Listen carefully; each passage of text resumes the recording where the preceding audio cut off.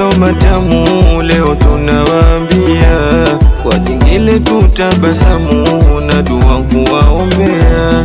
Kwa mapenzi yalo matamu leo tunawaambia, kwa jingile tutabasamu na dua kuwaombea.